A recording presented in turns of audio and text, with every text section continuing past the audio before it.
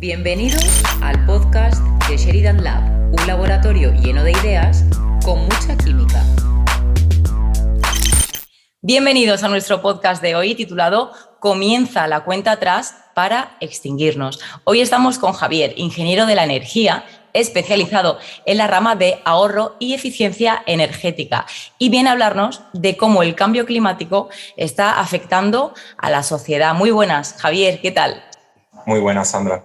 Pues la verdad es que muy agradecido de estar aquí y tener la oportunidad de transmitir parte de mis conocimientos y de mostrar un poco de conciencia a todos los oyentes de este tema que es bastante calentito a día de hoy, nunca mejor dicho.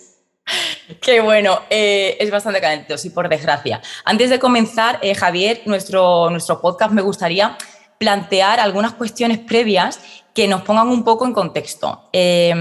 Lanzo las preguntas.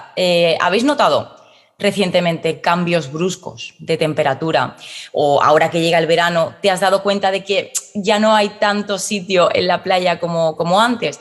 Pues, aunque no lo creamos, estos cambios tienen su explicación. Antes de profundizar, Javier, cuéntanos en qué consiste el cambio climático. Vale, lo primero que tenemos que tener claro es que es necesario que aclaremos dos conceptos que de manera errónea se toman como sinónimos, que son el cambio climático y el calentamiento global. Existe una importante diferencia y es que el calentamiento global es la causa del cambio climático. Es decir, el aumento de la temperatura global del planeta que se debe por la actividad del ser humano, pues provoca variaciones en el clima que de manera natural pues no se producirían. Es verdad que la Tierra se ha enfriado y calentado en numerosas ocasiones de manera natural, pero nunca lo ha hecho, pero estos ciclos nunca han durado tan poco como están durando ahora. Estos ciclos siempre han sido mucho más lentos, necesitando millones de años. Entonces, derivado de la actividad humana, hace que se estén alcanzando niveles que en otras épocas trajeron consigo extinciones en apenas 200 años. Entonces, el calentamiento global trae consecuencias pues, desastrosas, impactos negativos que afectan a la vida de las personas, a los ecosistemas, a la economía. Sube el nivel del mar, los océanos se calientan, la desertificación daña los cultivos, aumenta la escasez del agua, entre otros muchos efectos. Entonces, el cambio climático es el principal desafío que a día de hoy se nos presenta para el futuro de la vida en el planeta tal y como lo conocemos. Interesante. Has mencionado un montón de cosas que yo, no sé, los oyentes, pero yo no asociaba directamente a esto. Quiero preguntarte, Javier, ¿cuáles son las causas de este cambio climático? Pues como causas principales, en primer lugar, yo diría la emisión de los gases de efecto invernadero. El efecto invernadero, para quien no lo sepa, es un proceso natural por el cual la Tierra mantiene las condiciones necesarias para albergar la vida. Básicamente retiene parte del calor del Sol. Sin el efecto invernadero, la temperatura de nuestro planeta sería de 18 grados bajo cero. La atmósfera pues, está compuesta por diversos gases que en su proporción adecuada cumplen su cometido. El problema está cuando entra la actividad del ser humano y retiene la atmósfera más calor del necesario, haciendo que la temperatura media del planeta aumente y que se produzca lo que popularmente pues, denominamos calentamiento global. Estos gases son, entre otros muchos, el dióxido de carbono, el óxido de nitrógeno, el metano, los compuestos halogenados y, bueno, otros muchos que proceden básicamente de la quema de combustibles fósiles para la generación de electricidad, para la calefacción, para el transporte, para la industria, etcétera, etcétera, etcétera. También se genera esta quema de combustibles fósiles para la ganadería, para la agricultura, especialmente para el cultivo del arroz, para el tratamiento de aguas residuales, para los vertederos, etcétera.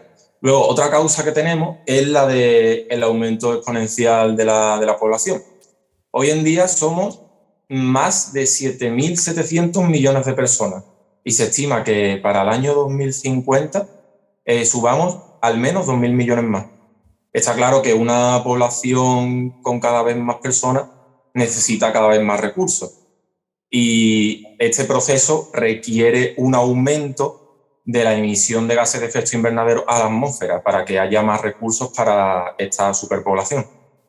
Como otra causa tenemos también la destrucción de ecosistemas terrestres y la deforestación, que sabemos que los bosques y las selvas tropicales están desapareciendo a velocidades pues, vertiginosas. En los últimos 10 años se han destruido unas 13 millones de hectáreas y esto es bastante peligroso teniendo en cuenta que los bosques son sumideros naturales de carbono. ¿Qué significa esto? Significa que los bosques, mediante la fotosíntesis, absorben el CO2 que se emite a la atmósfera y a su vez desprenden oxígeno. Y luego, como otra causa que yo también veo muy importante es la destrucción de los ecosistemas marinos, ya que los océanos también son sumideros de carbono, absorbiendo hasta un 50% del CO2.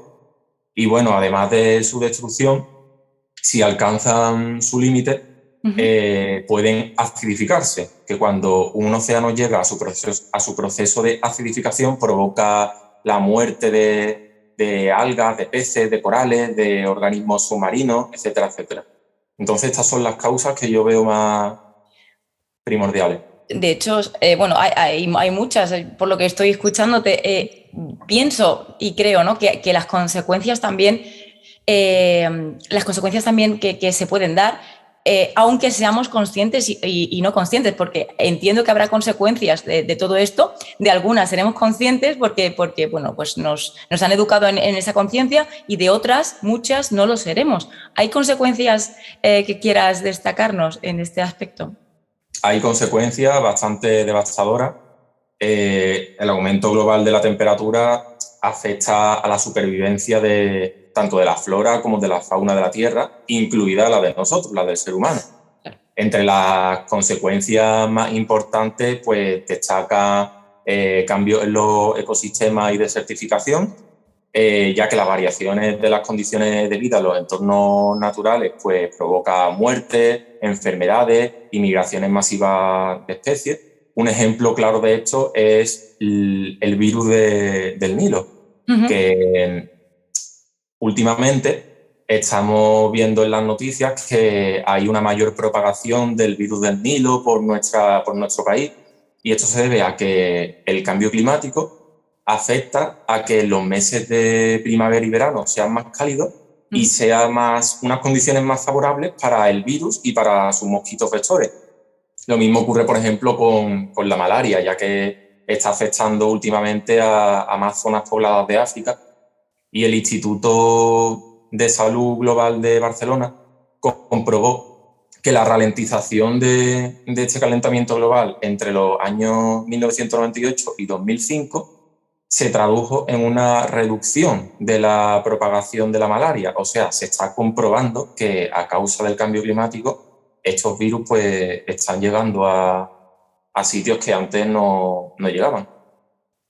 Luego, como otra causa, tenemos el derretimiento de los polos y la subida del nivel del mar, que es una causa bastante peligrosa, ya que el calor obviamente provoca el derretimiento de todos los polos y lo que hace subir el mar, y esto supone un gran peligro para todos los litorales costeros y se puede provocar la desaparición de numerosos pequeños estados insulares, que algunas islas dejen de existir. Luego está también la acidificación de los océanos, como he comentado antes, que la absorción de demasiada cantidad de CO2 puede provocar la muerte de organismos submarinos, de algas, de peces, de corales. También tenemos los fenómenos meteorológicos extremos, huracanes, ciclones, tifones, sequías, inundaciones, lluvias, nevadas. Todos estos fenómenos van a aumentar, ya están aumentando su grado de violencia debido al cambio climático, provocando muertes, damnificados, desplazados y daños materiales. Y bueno, también tenemos la extinción de especies, obviamente, que el cambio en los ecosistemas pues, provoca muertes entre 10.000 y 50.000 especies por año. Y por último, también a mí me gustaría destacar la consecuencia de las migraciones masivas, que la imagen del refugiado climático, pues a día de hoy por las Naciones Unidas todavía no está reconocida. Y es una imagen que puede alcanzar las 1.000 millones de personas para el año 2050, y es bastante importante. Qué barbaridad. O sea, son datos escalofriantes y bueno, no sé los oyentes, pero quizás se estén preguntando si es posible hacerle frente a todo esto o en parte, ¿no? Cuéntanos si se podría evitar de alguna forma. Sí, hay formas. Afortunadamente hay un poco de esperanza. Una de las formas sería mitigar los efectos. La mitigación consiste en llevar a cabo acciones para reducir y limitar estas emisiones de gases a la atmósfera y con el objetivo de evitar que la temperatura global del planeta pues siga aumentando. Esto se consigue, por ejemplo, llevando a cabo una mayor inversión en energías renovables, una transición hacia una economía baja en carbono, la implementación de medios de transporte público eléctricos, promover la eficiencia energética, la electrificación de procesos industriales. Para promover la eficiencia energética, que es a lo que yo me dedico básicamente, existen numerosos reglamentos europeos que establecen requisitos de diseño ecológico para la comercialización o puesta en funcionamiento de diversos aparatos, ya sea de iluminación, de calefacción, de calentamiento de agua y su respectivo etiquetado energético. El etiquetado energético es una herramienta bastante fundamental para el consumidor, para que a la hora de la compra él pueda optar por el producto más eficiente y así pues poder ahorrar en su factura energética.